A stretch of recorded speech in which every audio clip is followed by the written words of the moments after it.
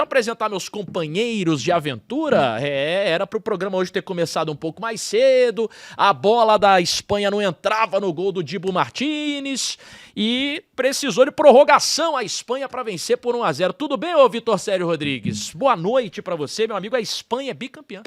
A Espanha é bicampeã, temos uma bicampeã, uma boa noite para você, Otávio, para os nossos outros companheiros de aventura, como você diz, e Ferran Torres, o herói, né? Um jogador que, marcado em alguns momentos por perder algumas oportunidades importantes, e coube a ele ser o herói dessa final, fazendo o gol solitário dessa partida, dessa final, que já era para ter acabado muito antes, considerando a superioridade de um time sobre o outro, né?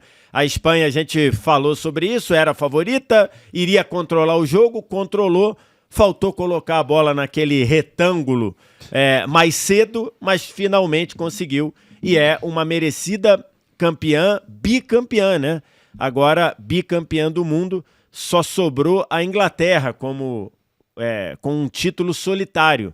Se junta a França, se junta ao Uruguai com 2 títulos mundiais, uma Espanha de 1 gol sofrido em 8 jogos. É a melhor defesa da história de das Copas, é a campeã mundial com a melhor defesa da história. Só sofreu 1 gol nas quartas de final, no gol do De Ketelaere, no finalzinho do primeiro tempo do jogo contra a Bélgica. É um lindo passe do De Bruyne, que achou uma bola, né? E não só isso, tá? Se torna a seleção com a maior sequência invicta da história do futebol, superando a Itália, chegando a 38 jogos de invencibilidade. Como disse o VSR, melhor defesa, seleção que é imbatível, que vem do título da Euro lá em 2024, complementa esse ótimo momento, essa ótima fase, essa geração de ouro da Espanha com o bicampeonato da Copa do Mundo. E claro que a gente vai analisar muito, né, esses fatores, como que essa defesa é tão cabulosa assim. Tudo bem, ô Ricardinho Martins? A exemplo de 2010 lá na África do Sul, 1-0 magrinho com direito à prorrogação para a Espanha conquistar e levantar sua taça do mundo pela segunda vez. Boa noite. Boa noite. Help me, help you. O futebol venceu. Não venceu. Tá feliz, ô Ricardo? Eu tô feliz, bastante feliz. Estava muito preocupado com mais um título da Argentina, só que é aquilo, né? A Espanha flertou com o perigo, porque nos 5 minutos finais da prorrogação, a Argentina conseguiu criar 2 oportunidades, uma bola cruzada e um chute do Simeone, que se vai no gol, o goleiro da Espanha até agora procurando a bola. Foi a melhor seleção em números, o Vitor Sérgio já trouxe aí, o time não perdeu nenhum jogo, o time só tomou um gol na competição, foi empatar lá no começo, né, contra Cabo Verde. Sim. E depois 0 a a 0, equipe foi engrenando. Tem uma maneira de jogar que todo mundo conhece, hoje demorou para fazer o seu gol, mas em uma tacada a Espanha ganhou 2 títulos. Inclusive, ô produção, tá errado aí o distintivo da Espanha, tá errado já. Pode colocar mais uma estrelinha aí, que agora são 2 estrelinhas. E hoje foram 2 títulos em 1. 2 títulos em 1, sim senhor. Porque hoje também foi campeã da finalíssima, que não jogaram. Então, 2 títulos em 1. Comemora 2 vezes. E hoje, na Espanha, o hoje só termina quando os caras voltarem. Tá tudo liberado. Madrid, Valência, Barcelona, é tudo por conta do Vitor Sérgio Rodrigues, ele que paga a conta na Espanha. Vou falar pra vocês, vou contar uma bastidora aqui. O que nós sofremos aqui no estúdio, vocês não têm ideia. Mentira! Não, verdade. A gente tava aqui torcendo. Final de Copa é sempre assim, né? Final de... É graças ao cagão. Oi, senhor. Boa noite pra você. Boa noite. O bem venceu, deu Espanha, vitória por 1-0. E, assim, a Espanha é aquele time que controla o jogo, mas os caras não chutam no gol, cara. Tava dando um nervoso danado. Cara, ninguém queria fazer o gol, né? Boa noite, Boa Tatá, noite. boa noite, VS, Ricardinho, a galera que tá aí com a gente. Cara, impressionante, os caras não gostam de fazer gol. A Espanha mereceu, convenceu, mas não fez o gol, a gente sofreu. Mas eu acho que essa final fica uma lição para nós, né? Para nós brasileiros que acham que está perto do Hexa, fica uma lição. Primeira lição que manda a Espanha: acreditar no seu futebol, na sua escola, investir, que não agora, mas em algum tempo vai dar certo, e que para jogar uma Copa do Mundo você não precisa ter o melhor time. A Argentina estava de longe, não tinha um melhor time, tinha uma seleção que queria muito, que competia muito e que deixava tudo em campo. Cara, a Argentina correu errado, mas o que o Tagliafico correu hoje foi bizarro, pô. Ele anula o Yamal, ele faz um partidaço, ele vai até o fim travado, cheio de cãibra. Então, assim, jogou a melhor seleção do mundo, que tem o seu melhor futebol em cima do que acredita, e a seleção que tinha mais coragem e mais vontade, e a seleção que queria mais estar na final da Copa do Mundo. Então, parabéns ao jogo, mas graças a Deus que deu Espanha. Você falou sobre o Tagliafico, né? Tô dando olhada aqui nas estatísticas oficiais da FIFA. Em estatísticas individuais, só jogadores espanhóis aparecem.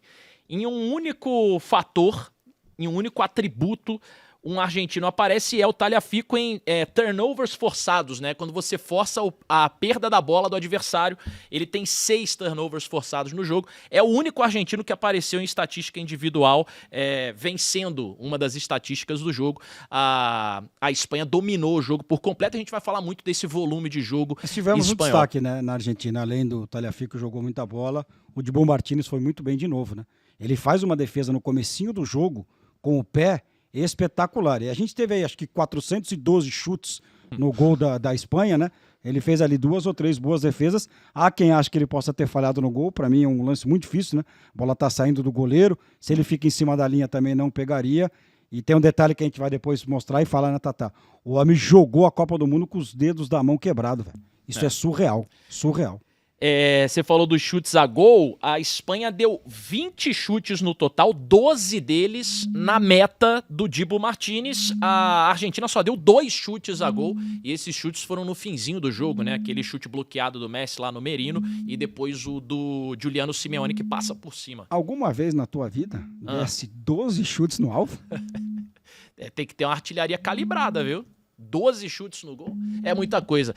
Um deles foi muito comemorado pela torcida espanhola na capital do país, em Madrid. O gol do Ferran Torres ao minuto 106 do jogo, primeiro minuto do segundo tempo da prorrogação. Vamos ver como é que a torcida reagiu, ó.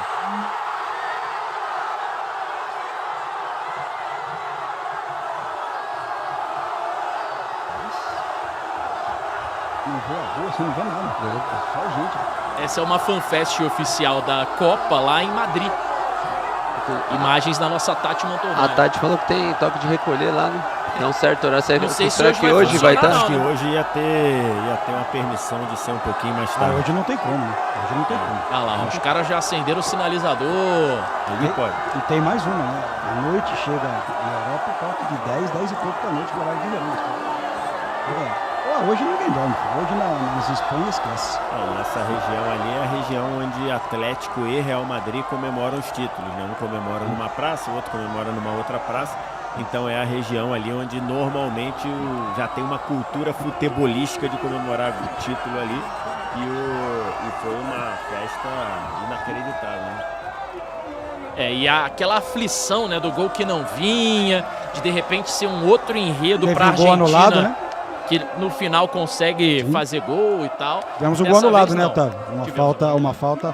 A gente ficou na dúvida aqui, mas depois do replay, realmente o jogador da Espanha, ele pisa. No Tagliafico mesmo, né? No Otamendi. Não, notamente. Exato. E aí o árbitro marcou a falta no campo, né?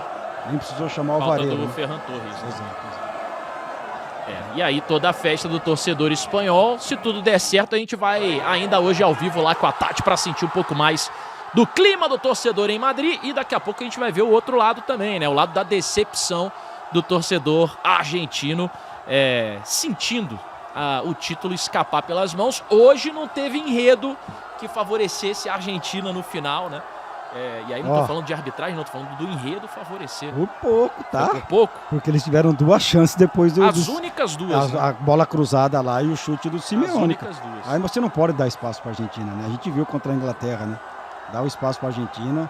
E o Messi, com todo o carinho e todo o respeito. Aqui, Pelé. O Messi hoje pouco jogou, né? O que ficou muito fora do jogo hoje, né? Debate, Bem né? fora do jogo hoje. Hoje a gente não viu o Messi em campo. A gente viu ele ali nos 2 minutos finais, já depois que tomou 1 a 0, nos acréscimos do segundo tempo da prorrogação, né? Mas eu acho, Vitor, o Wilsinho, Tatá, o enredo do jogo era mais ou menos esse, né? Era uma Argentina se defendendo muito, uma Argentina tentando achar alguma coisa e apostando na genialidade do Messi, né? Que aconteceu no escanteio que ele bate ali no finalzinho e paramos por aí, né? Eu acho que o torcedor argentino sabia se para ganhar essa Copa do Mundo tinha um caminho. O Messi achar alguma coisa ou ir pros pênaltis. Porque ofensivamente o time não ia conseguir jogar, né? Hoje acho que estava muito na cara ali, a gente até falou mais cedo no Convocados que seria um jogo de controle da Espanha, não necessariamente a Espanha iria ser avassaladora, porque não é a característica do time, mas que ela ia procurar controlar o jogo e foi exatamente o que ela fez. Onde o Messi caiu, muita atenção ali, o Cucurella, no Fabian Ruiz, e aí às vezes ali até o próprio Baena ajudando, e a bola... E aí o outro ponto era não deixar a bola chegar no Messi. E foi exatamente o que aconteceu. A bola praticamente não chegou no Messi. O Messi ficou o tempo normal inteiro olhando para o alto para ver a bola que passava para cá e para lá. Voltava para fazer aquele número, às vezes fazendo uma sombra aqui num zagueiro ou outro, mas praticamente não participando. E basicamente foi a Espanha sufocando para a bola não chegar até o Messi.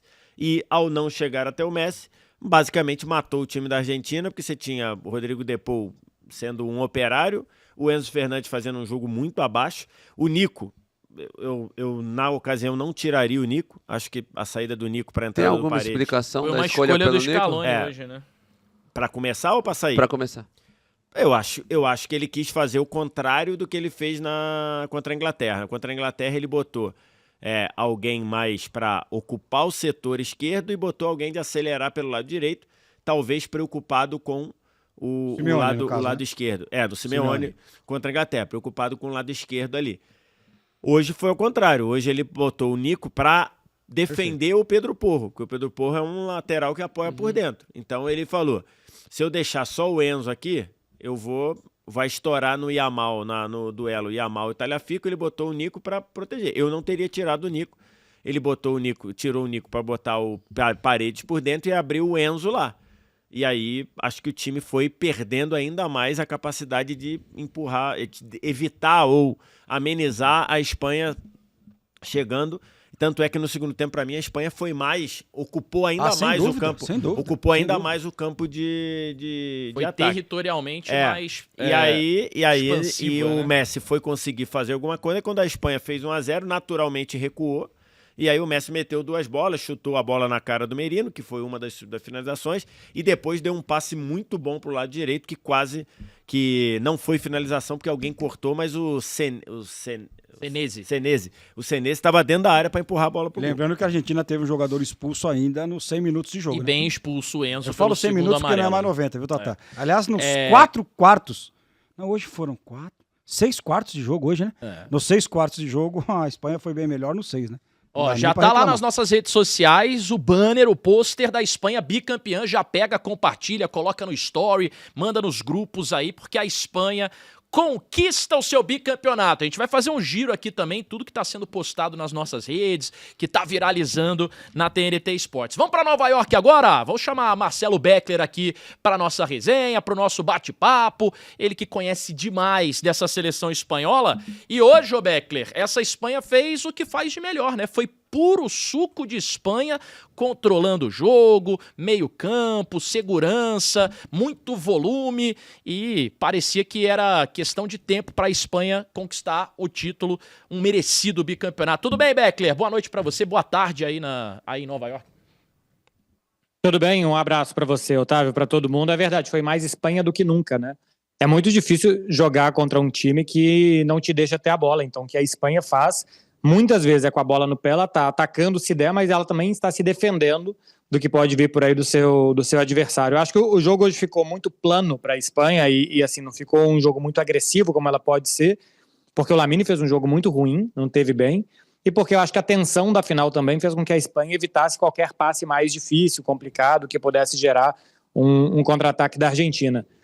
No final das contas, quando a gente vê que a Argentina só foi finalizar no minuto 116, mostra muito bem que o plano da Espanha deu certo, né? E o Dibu Martínez, sai como goleiro com mais defesas em uma final de Copa, tinha feito 11 até o gol da Espanha, ou seja, por mais que nem gerasse tanto, só ela gerava, só ela jogava, foi um jogo de um time só, por assim dizer, e esse time jogou mal, que foi a Espanha. Se tivesse jogado bem, tinha vencido nos 90 até com alguma facilidade.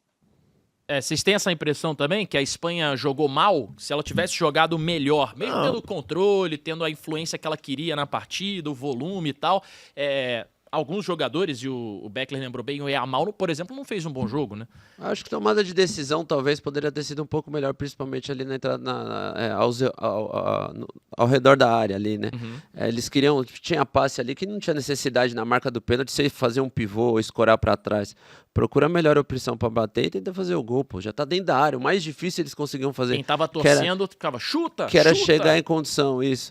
Talvez um pouco melhor de decisão, mas como o próprio Becker disse, levando em consideração que o plano era esse e foi bem executado, acho que até jogaram bem, mandaram no jogo. E a própria Argentina, né, nos mostrou contra a Inglaterra que o chute de fora da área muitas vezes resolve, né?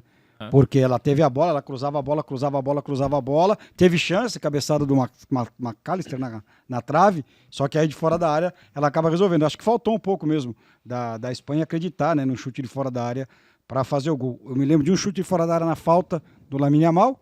Tem um do Rodri que ele poderia ter avançado um pouco mais. Teve uma que o Rodri poderia ter batido, mas o controle foi quase todo ele da Espanha. Ô, seu Marcelo Beckler, no finalzinho ali quase que os caras acharam o gol de novo, hein? A gente já tem algumas estatísticas aí, vamos botar na tela, só pra gente tentar ilustrar. Daqui a pouco, então, já as estatísticas. Eu acho que a Espanha fez exatamente o que ela estava programada para fazer, dentro do que o Beckler falou aqui. Acho que a Espanha esbarrou em uma dificuldade natural da Espanha, que é um poder de fogo um pouco maior, né? Esse time geralmente tem uma dificuldade para transformar um volume de jogo que normalmente é muito grande em gols. Hoje, acho que exagerou um pouquinho, né? Muito lance ali que era para, de repente, finalizar um drible a mais, algumas cabeçadas bem tortas. Então, assim, alguns visuais que abriram ali para chutar de fora e não foi chutado. Acho que isso é um problema desse time, porque se você aliar a capacidade que a Espanha tem de controlar o jogo, se você aliar a capacidade que a Espanha tem de subjugar o adversário, no sentido de eu vou fazer o meu jogo é eu ficar com a bola, é eu tomar a iniciativa, é eu te empurrar para trás. Se ela aliar isso com ser letal no ataque, ela vai ganhar todos os jogos de 3-4-0. Falta um fominha. Né? Todos os jogos de 3-4-0. Ela ganhou um pouco disso, e a gente tem batido nessa tecla durante a Euro, porque o Yamal fez uma Euro excelente e o Nico Williams fez uma Euro excelente. Então você tinha ali o poder de fogo diferente ali. Mas, e mesmo assim, você vê que vários jogos você não conseguiu transformar isso. Sua leitura, Vitor? Por exemplo, a final, a Espanha vai ganhar por 2-1 contra a Inglaterra na prorrogação também, no gol do Oyarzabal. Então, assim, se essa Espanha fosse letal... Ela precisa de uma peça, então, pelo que você está falando. Ela precisa de um camisa 9. Então, ela precisa de um Haaland, ela precisa de um cara dentro da área para fazer o gol. Não? O Oyarzabal fez muito gol também. Mas não é um 9-9-9, mas né? Então, mas os caras para dentro, né? É que eu acho que ali, em alguns momentos, eu acho que a Espanha quer fazer tudo muito perfeitinho. Bonitinho. E aí eu acho que isso tira um pouco de letalidade dela. Eu gostaria que essa seleção da Espanha tenha um 9-9-9, tipo Haaland. Rapaz, ele que nessa Copa eles fizeram muitos gols contra a Arábia Saudita e contra a Áustria, né? O resto dos jogos mas eu acho que... mas assim, o Oyarzabal tem, nesse ciclo de Copa do Mundo, mais de 30 participações em gols e fez 5 na Copa. A questão acho que nem é o 9, a questão é o que faz a Espanha ser diferente. Ela vai tocando e construindo bem até a entrada da área. O que faz ela ser diferente são os pontas. Lamine Yamal teve na temporada dele pelo Barcelona 40 participações em gols, 41 participações em gols, estava pegando aqui para olhar, 24 gols, 17 assistências. E ele termina a Copa com um gol marcado. Então, assim, a Copa do Lamine não é boa, fisicamente ele não teve bem, não conseguiu se recuperar, a primeira Copa do Mundo é difícil, hoje parecia que a perna dele pesava 100 quilos cada uma, estava muito nervoso, nos primeiros 5 minutos teve 2 chances, as 2 resolveu mal, fraquinho, ele bateu bem uma falta, mas de resto conseguiu gerar muito pouco, de vez em quando ele conseguia algum lance no jogo. O que poderia fazer a Espanha ser um time, além de controlar muito irresistível, acho que não é nem o 9, é o jogador que já tem. E que esse jogador que já tem não esteve bem.